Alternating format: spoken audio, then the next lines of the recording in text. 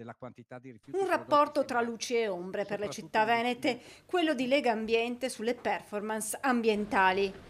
È Treviso la migliore in Veneto, sesta a livello nazionale per vivibilità ambientale e urbana, a confermare un trend in miglioramento. A seguire Belluno al 19° posto, Venezia al 39°, Padova al 42°, Vicenza 51°, più in fondo Rovigo al 76° posto, prima di Verona, ultima tra i comuni veneti al 78° posto. Il rapporto Ecosistema Urbano 2024 ha rivisto e aggiornato il peso di alcuni indicatori, aggiungendone uno nuovo, sempre distribuiti in 6 aree tematiche: aria, acque, rifiuti, mobilità, ambiente urbano, energia.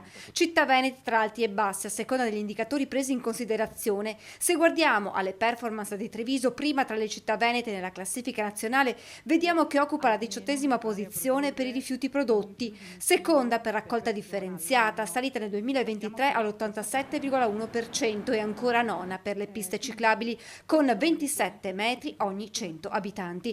Il sindaco Mario Conte, intervenuto alla presentazione dei dati del rapporto, ha spiegato come si stia lavorando condividendo con altri 20 comuni politiche ambientali, urbanistiche, mobilità e infrastrutture.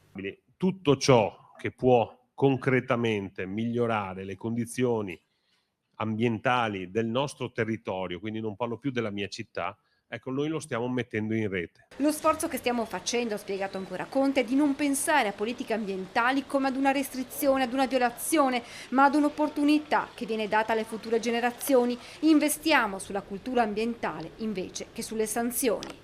Probabilmente le sanzioni che saremo costretti a pagare sono 4 volte superiori agli investimenti sui temi ambientali. E anche qui mi confrontavo prima col Presidente: se venissero detassati gli interventi ambientali, lascerebbero un margine del circa il 15% in più di risorse, anche vincolate sempre su questioni ambientali, da investire nel nostro territorio.